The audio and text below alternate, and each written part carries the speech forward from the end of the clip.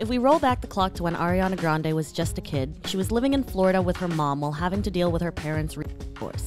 Under constant supervision from her grandparents, there was always love in her family. With a talent for acting and singing, the entire family knew she was destined for stardom. She was even being told she would go all the way after performing on a cruise ship. Fast forward to the late 2010s, and Ariana Grande was on top of the world. A singer and actress who has given you more chart-topping smashes than pretty much any other artist working today, with songs like Bang Bang, Side to Side, Love Me Harder, No Tears Left to Cry, Break Free, and Thank You Next, enjoying residencies on the charts, you simply can't go anywhere without seeing and hearing her name. So whether you've been a fan of Ariana Grande since 13 or Positions, or you just wanted to know more about her lavish lifestyle, mansions all over the globe, and unknown details about her rise to fame, well, here we go.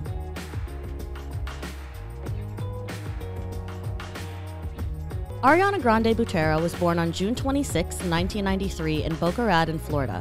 Her family is of Italian descent, and while the singer is a native of the Sunshine State, her parents actually hail from the Northeast. Her mother, Joan Grande, is from Brooklyn, New York, while her father, Edward Butera, hails from Maplewood, New Jersey. The couple headed south when Joan was pregnant with baby Ariana.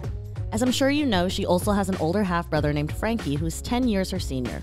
Ariana is incredibly close with Frankie. When he came out as gay, Ariana simply replied, "Great, when do I get to meet your boyfriend?" Frankie is also a dancer, singer, performer, and has his own YouTube channel with nearly 500,000 subscribers. Speaking on memories of her bro growing up, Ariana has stated, "My brother was always the one in the spotlight, and I like that. It was like he was entertainment for me." Along with Frankie, Ariana was also close with her maternal grandparents, Frank and Marjorie. Like most older couples, the two have a sweet story about meeting for the first time, one that Ariana has actually uploaded to her YouTube channel. Frank and Marjorie also lived in Boca Raton. As a child, Frank would call Ariana Grande Bellissima, which translates to gorgeous in Italian. He passed away from cancer in 2014 at the age of 90. As for Marjorie, well, Ariana states that she received her sense of humor from her nonna. Either way, both grandparents encouraged young Ariana singing. On top of this, the two actually influenced her sense of style. She has since stated, "I have an obsession with all things vintage and classic and old school, everything from Marlene Dietrich to Frankie Valli and the Four Seasons to Connie Francis. My grandpa was always telling me I should sing songs from the Great American Songbook."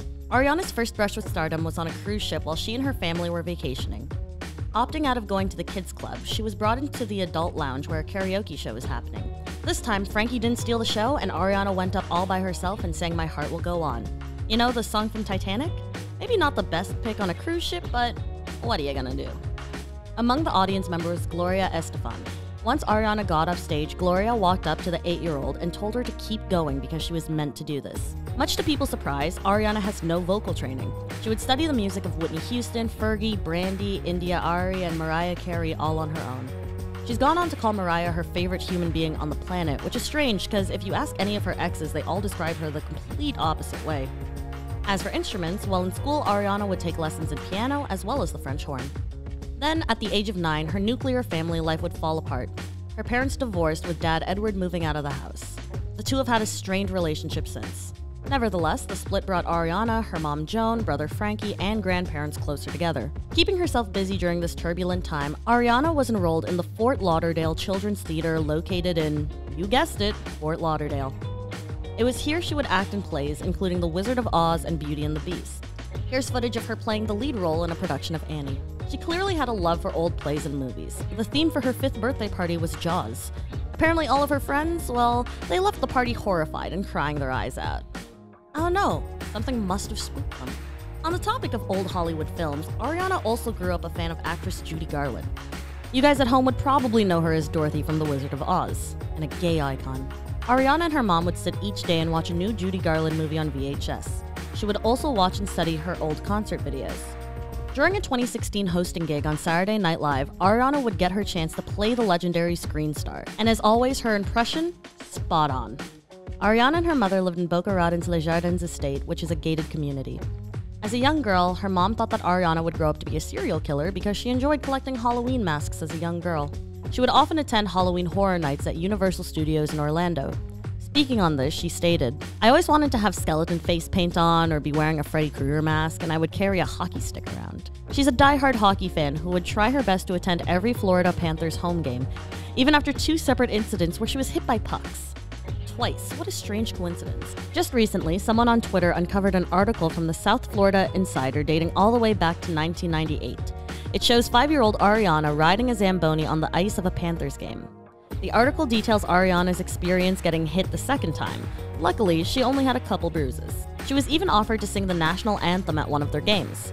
I guess getting hit with a puck pays off. Ariana had dreams of stardom pretty much since the day she was born. Now, while they didn't hire the 4-year-old right then and there, they told her that someday they would.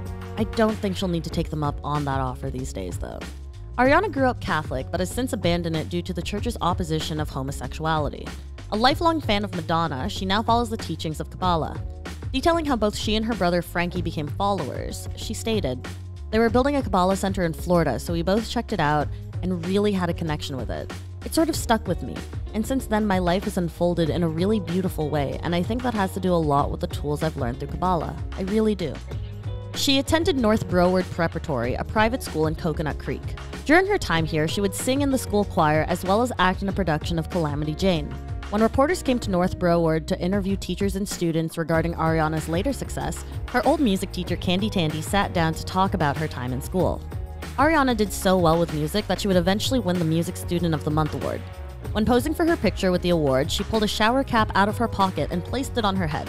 It was something really random and crazy, but Candy loved the idea. Outside of music and acting, her favorite school subject was apparently science. At 13 years of age, Ariana and her mom hit the open road for California. Actually, I'm being dramatic. They just flew. Arriving in Los Angeles, her mother set her daughter up with a couple manager meetings. Each one of them couldn't imagine anyone buying a teenager's R&B album. Nevertheless, they admired her ambition. It would be 2 years later before Ariana would get her Broadway debut for the musical 13. She has since stated, "It was my first really exciting professional job. I was in a play for almost a year and got to play 6 different parts. I was a rapper and an old grandma, and it was so much fun." She and her best friend Erin, also from Boca Raton, both auditioned and got the roles. She ended up going all the way to her parents' hometown of New York to perform it on Broadway. She then made the jump, moving to Los Angeles to pursue acting. One of her first gigs was playing Snow White at the Pasadena Playhouse. About a year later, in 2009, Ariana was given the chance of a lifetime. The performer's childhood dream of being a Nickelodeon star came true.